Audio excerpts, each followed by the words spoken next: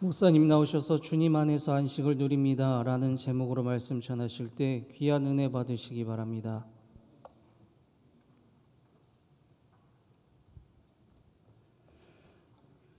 우리 엘피스 앙상블은 익숙한 찬양을 은혜 있게 연주합니다. 박수로 격려하겠습니다. 고맙습니다. 잠시 기도하고 하나님 말씀 듣습니다. 은혜로우신 주님, 이 시간 말씀하여 주옵소서. 주의 말씀 들을 때에 주의 영이 우리의 심령 속에서 약동하며 주의 말씀이 손상되지 않고 성도들의 심령 속으로 거침없이 흐르게 하여 주옵소서. 말씀을 들으며 마음속에 기쁨과 감사와 용기가 샘솟게 하여 주옵소서. 예수님 이름으로 기도하옵나이다. 아멘.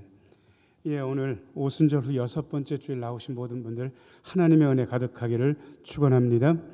7월 둘째 주입니다. 그야말로 가장 힘들고 어려운 때를 우리 교우들이 보내고 있습니다. 좋게로 말하면 남 쉴 때 쉬고 남 일할 때 일하는 게 편합니다. 그런데 안 좋은 것은 남은 놀 때 애써 일해야 되고, 그리고 남 일할 때 그때도 역시 일해야 된다 그러면 사는 게 만만치 않은 거죠. 그래서 우리 교우들은 세상을 험한 세상, 힘든 세상, 피곤한 세상이라고 부르는 걸 주저하지 않습니다. 쉽지 않은 세상을 우리 모두가 살고 있습니다. 그런데 쉽지 않은 세상 살면서 죽어야 됩니까? 살아야 됩니까? 살아야 되는 거예요. 이거를 이렇게 설명하는 분들이 있습니다. 생명, 살라 하는 게 생이잖아요. 명은 명령. 그러니까 하나님께서 우리에게 생명을 주신 것은 살라고 명령하신 겁니다. 그러니까 힘겹고 어려워도 사는 게 우리의 삶인 거죠. 그래서 어떤 분들은 살아낸다 그렇게 표현하기도 하는데 저는 그 말 동의합니다. 옆에 있는 분 얼굴 보시고요. 우리 살아냅시다 한번 해보세요. 자, 시작. 우리 살아냅시다. 살아내야 되는데 살아내는 방법이 두 가지입니다. 하나는 툴툴거리면서 살아내는 방법이 있고, 하나는 그런 대로 감사하면서 살아내는 방법도 있습니다. 인생은 불공평합니다. 출발선부터 다른 사람들이 너무 많이 있습니다. 공평하다는 말은 괜히 하는 얘기입니다. 왜냐 그러면 왜 사람들이 흙수저, 금수저 얘기하겠습니까? 출발선부터 다르니까. 그럼에도 불구하고 흙수저, 동수저를 물고 태어나도 저는 툴툴거리면서 살지 않겠다고 결심했습니다. 왜냐 그러면 툴툴거리면서 사는 것은 인생에 도움이 하나도 되지 않습니다. 그래도 감사하면서 살아보겠다고 저는 결심을 했고, 그렇게 감사하면서 살아보겠다고 결심한 분들은 어떤 분들의 음성을 들을 수 있습니다. 자, 저를 따라서 하세요. 우리 예수님의 음성. 그 예수님의 음성을 듣고 나면 피곤도 좀 가시고 불평에 대한 툴툴거림도 좀 가시고 마음이 괜찮아지게 됩니다. 오늘 2부 예배 나오신 모든 분들이 이런 예수님의 음성을 들었으면 좋겠는데 제가 4가지로 말씀드리려고 합니다. 첫 번째 1번입니다. 같이 한번 읽어야죠. 시작. 천지의 주제이신 하나님께서 어린 아이들에게 자신의 뜻을 알리심. 25절 한번 읽어보겠습니다. 25절 화면 보면서 같이 읽어야죠. 시작. 그때 예수께서 대답하여 이르시되 천지의 주제이신 아버지여, 이것을 지혜롭고 슬기 있는 자들에게는 숨기시고 어린 아이들에게는 나타내심을 감사하나이다. 아멘. 자, 예수님께서 하나님 아버지를 아버지라고 부르시는데 세 번째 줄 보니까 아버지 앞에 아버지를 수식하는 7글자가 있습니다. 그게 뭡니까? 천지의 주제이신 이렇게 되어 있는데, 천지 만물을 주관하시는 하나님. 많은 분들이 이 세상 살면서 불안해하는 게 뭐냐 그러면 세상은 그냥 흘러간다라고 생각을 하니까 불안한 거예요. 여러분, 세상이 그냥 흐른 것 같습니까? 아니, 예수를 믿는 분들, 적어도 하나님의 통치와 주권을 믿는 분들은 그렇게 얘기해서는 안 됩니다. 이 세상을 다스리시는 분이 계시다고 우리는 그렇게 믿습니다. 자, 저를 따라서 하세요. 이 세상을 하나님께서 섭리하고 통치하고 다스리고 계십니다. 이 하나님께서, 우리 하나님께서 세상을 섭리하고 통치하시기 때문에 불안해하지 않아도 됩니다. 하나님께서 우리보다 지혜롭고 하나님께서 우리보다 자비로우십니다. 우리가 딱 봐도 아닌 것 같은 건 하나님 눈에도 아닙니다. 그걸 하나님께서 허용하지 않으신다. 어떤 때는 하나님은 불의하게 움직이신다라고 생각하는 것은 우리가 너무 짧게 보기 때문에 그렇습니다. 긴 시간을 통으로 보면 하나님의 섭리가 어김없이 이루어지고 하나님의 의가 언제나 이루어지게 되어 있습니다. 그래서 저는 예전과 지금이 어떤 말에 대한 느낌이 좀 달라진 게 있습니다. 여러분, 될 대로 되라라는 말은 좋을 때 쓰는 말 같습니까? 나쁠 때 쓰는 말 같습니까? 나쁠 때 쓰는 말 같은데 저는 처음에 그런 줄 알았어요. 그런데 하나님께서 통치하고 하나님께서 섭리하고 계신다면 될 대로 되라 그러면 잘못되는 것이겠습니까? 하나님이 알아서 하시겠는 것이겠습니까? 하나님이 알아서 하시는 거예요. 그러니까 그 다음부터 저는 될 대로 되라라고 할 때마다 별로 부담스럽지 않은 거예요. 희한하게 그렇게 마음이 편했어요. 자, 저를 따라서 하세요. 하나님, 될 대로 되게 해주소서. 무슨 걱정이 있겠습니까? 하나님께서 될 대로 되게 하시는데 하나님에 대한 신뢰가 부족하면 이 세상이 흘러가는 게 마음에 안 들어요. 이상하게 잘못된 것 같은 거예요. 내 자식이 잘못된 것 같고 내가 지금 운영하는 업체가 잘못될 것 같고 내가 다니는 교회, 우리 대한민국이 뭐가 잘못될 것 같은 거예요. 아니에요. 우리 하나님께서 붙들고 계셔요. 예수님은 우리에게 아버지가 천지의 주제라는 사실을 어김없이 일러주고 계신데 이 천지의 주제이신 아버지께서 희한한 편파성을 가지고 계시다고 오늘 25절에 이야기하고 있습니다. 네 번째 줄부터 끝에까지 한번 읽어요. 시작. 이것을 지혜롭고 슬기 있는 자들에게는 숨기시고 어린 아이들에게는 나타내심을 감사하나이다. 이것을 하나님의 뜻, 하나님의 섭리, 하나님의 자비하심, 하나님의 구원 계획이라고 해보자고요. 자, 그런데 하나님께서 이것을 어떤 사람들한테는 숨기시고 어떤 사람들한테는 펼쳐서 보여주십니다. 그런데 어떤 사람한테 숨기시는가? 지혜롭고 슬기 있는 자들에게는 숨겨버리십니다. 그리고 어린 아이들에게는 나타내시고 그렇게 하십니다. 여러분, 하나님이 편파적이지 않습니까? 그런데 이 말을 조금 해석하면 절대로 그렇지 않습니다. 여러분, 세상에 지혜 있고 슬기 있는 자가 있습니까? 없습니까? 있어요? 성경을 제대로 읽어본 분들은 세상에 지혜 있는 자가 없다는 사실, 슬기 있는 자가 없다는 사실을 대번에 알 수 있습니다. 자, 그런데 그렇다면 여기서 말하는 지혜롭고 슬기 있는 자들은 어떤 자들이냐 그러면 자기가 지혜 있다고 착각하는 자들, 자기가 슬기 있다고 오해하는 사람들, 그런 사람들에게 하나님께서는 당신의 구원 계획을 그냥 숨겨버리십니다. 예수님 당시에 지혜 있다고 생각했던 바리새인, 사두개인, 당국자들, 이런 사람들에게는 예수님께서, 하나님께서 구원 계획을 숨기십니다. 자, 그런데 어린 아이들은요, 조금 새겨서 생각을 해야 되는데 어린 아이들은 의인입니까? 죄인입니까? 잘 모르시겠어요? 그러면 언제나 뒤쪽에 답이 있어요. 다시 물을 거예요. 어린 아이들은 의인입니까? 죄인입니까? 죄인이. 이걸 어떻게 알 수 있냐 그러면 애가 한 4-5살쯤 됐는데 부모가 잘 가르쳤어요. 그런데 애가 방에서 놀고 있는데 갑자기 와장창 하는 소리가 나서 가보니까 엄마 아빠가 아끼는 그 도자기가 있는데 그 도자기가 넘어져서 깨진 거예요. 그러니까 엄마가 놀랬죠. 놀래가지고 야 괜찮냐 그러니까 괜찮은 거예요. 울먹울먹 하는 거예요. 그런데 그 엄마가 걔한테 물었어요. 이건 누가 그랬냐 그러면 그 애가 뭐라고 그럴 것 같습니까? 예, 엄마 제가 그랬어요. 잘못했어요. 1번. 아니 전 몰라요. 자, 1번과 2번 중에 애는 뭐라고 할 것 같습니까? 예, 몰라요 내지는 아주 심하면 제가 안 그랬어 이렇게 이야기하는 거예요. 여러분, 방에서 혼자 있는데 도자기가 저절로 굴러가서 깨졌겠습니까? 애가 어떻게 했겠지. 그런데 애는 왜 갑자기 자연스럽게 몰라요 아니면 제가 안 그랬어요 라고 얘기하는지 아세요? 그럴 때 원죄를 이야기하는 겁니다. 애는 죄인인 거예요. 그런데 애한테 장점이 있는 게 뭐냐 그러면 애는 지가 자기 힘 가지고 못 산다는 걸 알아요. 그래서 언제나 엄마 아빠의 도움을 간구하고 갈구하면서 갈망하면서 살아내야 된다는 사실을 자기가 아는 거예요. 성경이 말한 어린 아이들은 어떤 사람들인지 아세요? 하나님, 저는 하나님의 도움 없이는 못 삽니다. 하나님의 은혜로 삽니다. 한순간도 하나님의 도움 없이는 못 삽니다. 이게 어린아이인 거예요. 그러고 보니까 여기 하나님 안에서 우리는 어른입니까? 어린아이입니까? 어린아이인 거예요. 여러분, 하나님께서 당신의 뜻을 지혜롭다고 슬기 있다고 착각하는 자들한테는 아예 숨겨버리셔요.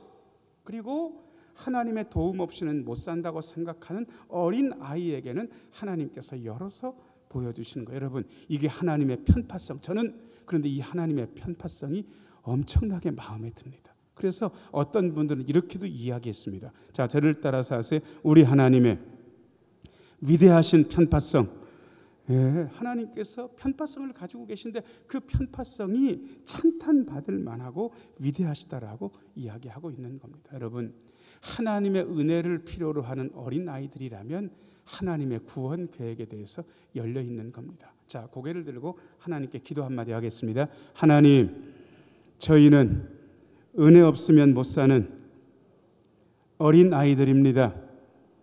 오늘도 은혜를 베풀어 주옵소서. 여러분, 그래서 사는 거예요. 하나님께서 그런 어린 아이들에게 하나님의 은혜의 계획을 보여주시는 건데 예수님은 여기에다가 아주 쐐기를 받고 있습니다. 26절 같이 한번 읽어요. 자, 시작. 옳소이다. 이렇게 된 것이 아버지의 뜻이니이다. 옳습니다. 하나님께서 이렇게 하시는 것은 제대로 하신 겁니다. 하나님 아버지의 뜻이 옳습니다. 자, 그런데 예수님은 어린 아이들에게 하나님께서 뜻을 밝혀주시는 것을 이렇게 조금 달리도 표현하고 있습니다. 2번입니다. 2번 같이 한번 읽어보자. 시작. 예수님과 예수님의 계시를 받은 자만이 아버지를 알게 됨. 27절 말씀. 27절 같이 한번 읽겠습니다. 시작. 내 아버지께서 모든 것을 내게 주셨으니 아버지 외에는 아들을 아는 자가 없고 아들과 또 아들의 소원대로 계시를 받는 자 외에는 아버지를 아는 자가 없느니라. 성경에는 하나님 아버지를 안다라는 것에 대해서 꽤 여러 번 나옵니다. 그런데 우리는 이 안다라는 것을 조금 성경의 개념에 맞게 수정할 필요가 있습니다. 여러분, 원빈 배우를 아셔요? 모르세요? 잘생긴 배우인데 요즘 텔레비 좀 덜 나오겠는데 송혜교 씨는 아세요? 아시는 분들이 계신 것 같아요. 여러분, 저도 압니다. 두 배우를. 그런데 저는 그 배우들이 존재한다는 걸 압니다. 그냥 그런 분들이 있다는 걸 알아요. 심지어 그런 분들하고 얘기를 나눠본 적도 없고 그분들 전화번호도 모릅니다. 그분들이 저를 알리도 만무합니다. 이럴 때 성경은 저는 그 배우들을 안다고 그래야 됩니까? 성경적으로는 모른다 그래야 됩니까? 모른다 그래야 되는 거예요. 성경이 아는 거는 존재를 아는 게 아니 관계적으로 알고 있는 거예요. 제가 양평에 사는 어떤 목사님을 알아요. 그분이 여기 오면 저한테 연락을 해요. 그리고 제가 밥을 사요. 제가 양평에 가면 또 그분한테 연락을 하면 정 목사 왔는데 내가 밥 한번 살게. 그래가지고 우리 애들도 밥 사줘요. 여러분, 그쯤 되면 안다라고 이야기하는 거예요. 왜? 성경이 말하는 알은 관계적인 알민 거예요. 자, 저를 따라서 하세요. 우리는 아버지를 알고 있습니다. 그 다음에 아버지는 우리를 알고 계십니다. 단순히 존재를 아는 게 아니고 관계적으로 관계가 있는 거예요. 친하게 아는 거예요. 내가 너를 안다. 이렇게 이야기하시는 거예요. 자, 그런데 누가 아버지 하나님을 알고 있는가? 일단 예수님이 아십니다. 왜냐 그러면 예수님하고 하나님 아버지는 특별한 관계잖아요. 친아들이기 때문에. 그런데 오늘 27절 보면 여기 예수님만 아버지를 아는 게 아니라 밑에서 세 번째 줄 아들과 또 고담 아들의 소원대로 같이 한번 읽어야죠. 시작. 아들의 소원대로 계시를 받는 자 외에는 아버지를 아는 자가 없느니라. 이 이중부정이 나오게 되면 이걸 쉽게 이야기하면 되는 거예요. 아들의 소원대로 계시를 받는 자 외에는 아버지를 아는 자가 없다는 이야기는 아들의 소원대로 계시를 받으면 그 계시를 받은 사람은 아버지를 안다 그 얘기 아니겠습니까? 여러분, 아들이 이 사람은 아버지를 알아야 됩니다 라고 그렇게 원하고 하나님 아버지께 말씀드리면 하나님께서 그 사람에게 당신을 보여주시는 거예요. 열어서 보여주시는 거예요. 이걸 계시라고 그래요. 자, 저를 따라서 하세요. 우리 하나님이 열어서 보여주십니다. 하나님께서 열어서 보여주시는 만큼 하나님을 압니다. 하나님을 아는 만큼 하나님을 누립니다.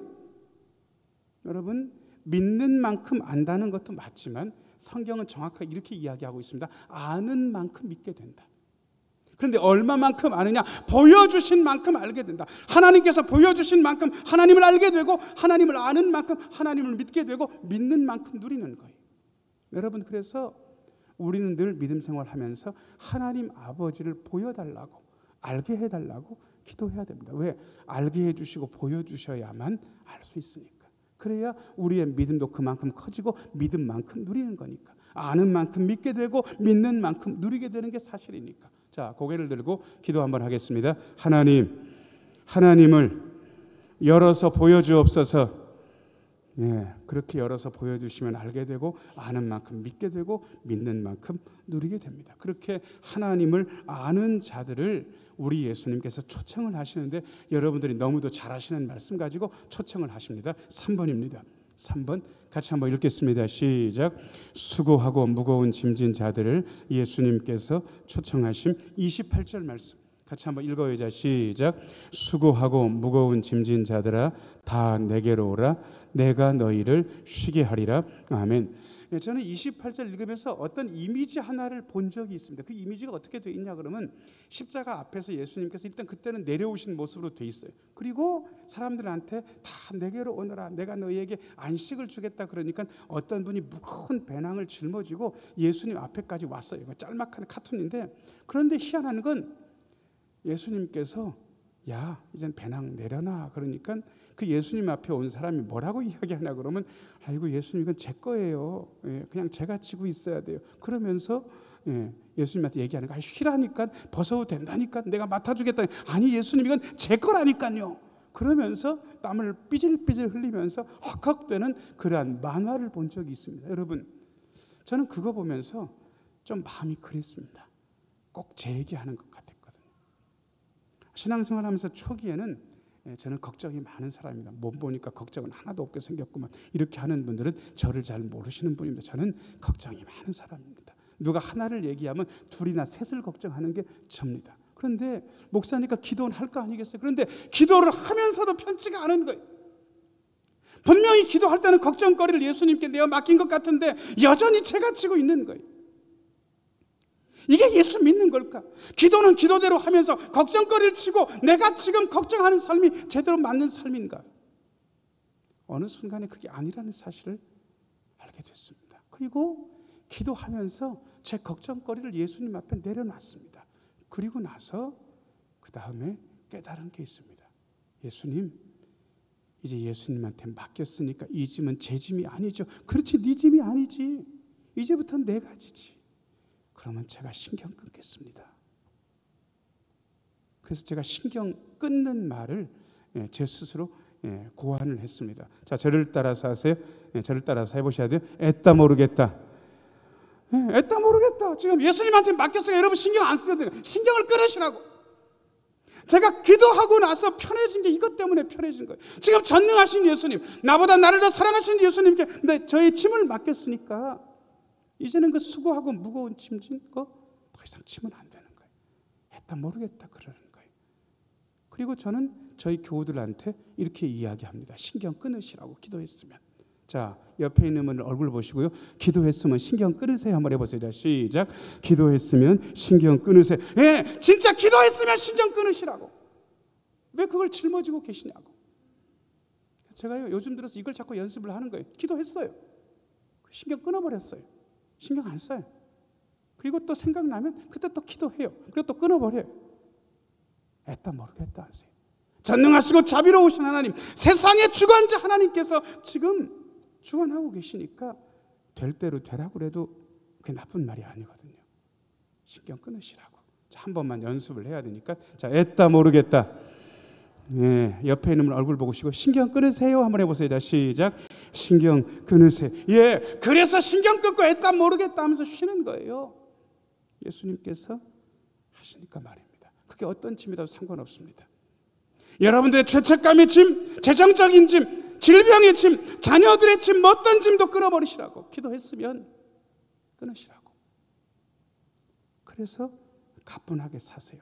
그 대신 그때부터 조금 달리 해야 되는 게 있긴 합니다. 4번입니다. 4번. 같이 한번 읽어야죠. 시작. 온유하고 겸손하신 예수님의 멍에를 메고 예수님께 배우면 마음이 쉼을 얻음. 29절 말씀 같이 한번 읽어보겠습니다. 시작. 나는 마음이 온유하고 겸손하니 나의 멍에를 메고 내게 배우라. 그리하면 너희 마음이 쉼을 얻으리니. 30절도 읽어요. 이는 내 멍에는 쉽고 내 짐은 가벼움이라 하시니라. 아멘. 저는 시골 살았습니다. 어려서 멍에를 봤습니다. 여기 아마 멍에를 실제로 한 번도 못 보신 분도 계실 거예요. 심지어 만져봤냐고 물으면 못 만져보신 분들도 여기 계실지도 몰라요. 멍에가 어떻게 생겼는지 모르시죠? 아시는 분들은 아실 거예요. 이게 나무가 동그랗게 돼 있는데 이렇게 돼 있어요. 이거를 보통 사람은 잘 안 매요. 왜냐하면 사람은 멍에를 매면 거의 짐승 취급받는 거기 때문에 뭐 예전엔 맨 기억이 있다는데 우리는 보통 짐승이 매는데 어떻게 합니까? 소를 2마리 멍에를 맵니까? 1마리 멍에 하나입니까? 1마리의 멍에, 요게 우리나라의 멍에 매는 방법이. 그런데 팔레스타인은 좀 달라요. 이게 왜냐 그러면 팔레스타인은 소 2마리를 한꺼번에 놓은 다음에 결의소라 그러거든요. 2마리 위에 멍에를 W자를 엎어놓은 것 같은 멍에, 아시겠죠? W자 생긴 그걸 엎어놓은 것 같은 멍에를 소 2마리 위에 얹어놓고 소 2마리가 거기 멍에째 줄 매가지고 그렇게 해서 쟁기를 끌게 하는 게 일반적인 팔레스타인의 멍에를 매는 거예요. 29절 다시 한번 비춰줘 보세요. 세 번째 줄 예수님께서 뭐라고 이야기하십니까? 세 번째로 같이 한번 읽어야죠. 시작. 나의 멍에를 메고 내게 배우라. 그러니까 지금 예수님의 멍에를 메는 건데 이제 예수님께 집을 맡기고 예수님하고 저하고 예수님하고 여러분하고 둘이서 멍에를 맨, 그게 예수님의 멍에인 거예요. 아시겠어요? 그러니까 여러분 옆에 누가 계세요? 예수님이 계시고 이 W자 되는 멍에를 엎어놓고 예수님과 같이 멍에를 끌고 가는 건데 여러분이 힘쓸 것 같습니까? 예수님이 힘쓸 것 같습니까? 그걸 어떻게 아세요? 여러분 힘 좀 빼도 돼요. 예수님이 매니까. 그래서 예수님의 멍에를 매는 건데 세 번째 줄 보니까 예수님의 멍에를 메고 그 다음에 그 5글자가 뭡니까? 내게 뭐 하라? 세 번째 줄 내게 뭐 하라? 배우라. 가끔 예수 믿으면서 꼭 그 스님처럼 이야기하는 분들이 가끔 계시더라고. 마음을 비웠다고 뭐 그렇게 얘기를 하시는데 물론 그 말이 나쁜 뜻은 아니에요. 무슨 뜻인지 알겠어요 제가. 그런데 기독교는 마음을 비우는 종교가 아니라 배우는 종교입니다. 자, 저를 따라서 하세요. 우리는 배우는 사람입니다. 우리는 배우는 사람. 근데 뭘 배우냐 그러면 맨 첫 번째 줄, 두 번째 줄 29절 한번 보세요. 자, 시작. 나는 마음이 온유하고 겸손한. 예수님의 멍에를 메고 예수님의 마음을 배우는 사람이 우리라고.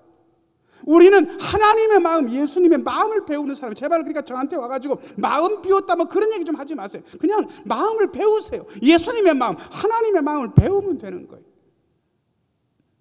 근데 우리는 우리 자신의 마음만 신경 쓰지 옆 사람 마음도 별로 안 중요하고 하나님 마음은 거의 안중에도 없는 분들이 많아요. 아니 제발 그러지 말라고. 효자 효녀는 왜 효자 효녀인지 아세요? 늘 부모님이 마음이 신경 쓰여. 마음이 어떨지. 우리도 좀 그래야 되는 거 아닙니까? 자, 고개를 들고 기도 한번 하겠습니다. 하나님, 언제나 하나님의 마음이 신경 쓰이게 우리의 마음을 이끌어 주옵소서. 예수 믿으면서 좀 달라지는 거 하나님의 마음이 좀 신경 쓰이는 거예요. 근데 하나님의 마음을 잘 모르겠다고 하는 분들은 예수님의 마음, 온유하고 겸손하신 마음을 예수님과 같이 멍에를 매면서 배우는 건데 어떻게 성경을 아주 좀 뾰족하고 아주 세밀하게 읽는 분이 이렇게 얘기하더라고요.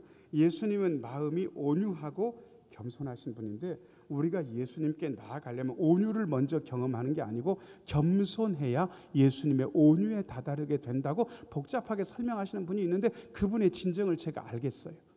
예수님은 온유하고 겸손하신데 우리는 어떻게 온유에 나아가냐 그러면 겸손해야 예수님의 온유에 다다를 수 있다라고 그렇게 이야기하는 것도 괜찮아 보여요. 자, 저를 따라서 하세요. 우리는 겸손함으로 예수님의 온유한 마음을 담을 수 있습니다. 우리가 겸손해야 예수님의 온유한 마음을 우리 안에 담을 수 있습니다. 그러면 진짜 쉬게 된다는 거예요. 그러면서 예수님께서 뭐라고 말씀하시는가? 30절 말씀 같이 한번 읽어요. 자, 시작. 이는 내 멍에는 쉽고 내 짐은 가벼움이라 하시니라. 왜요? 예수님과 같이 지는 거. 누가 힘쓰신다? 예수님께서 힘쓰신다. 그러니까 무겁고 어려운 세상 짐 때문에 허덕대지 말고 그건 나한테 맡기고 나하고 같이 나의 멍에를 메고 내게 배우라고 예수님께서 말씀하고 계십니다. 여러분 곁에 예수님께서 계십니다. 우리는 예수님의 멍에를 메고 예수님의 마음, 온유하고 겸손하신 마음을 배우며 예수님 안에서 안식을 누리는 그러한 존재들입니다. 힘들고 어렵지만 예수님 안에서 마음이 쉼을 얻고 이 안식을 경험하는 우리 모두가 되기를 예수님의 이름으로 축원합니다. 은혜로우신 아버지 하나님, 예수님 안에서 예수님의 멍에를 메고 예수님께 배우며 참된 안식을 얻게 하여 주옵소서. 그리하여 우리의 믿음의 길이 어렵기만 한 길이 아니라 예수님 안에서 은혜를 누리는, 안식을 누리는 그러한 길이 되게 하여 주옵소서. 예수님 이름으로 기도하옵나이다. 아멘.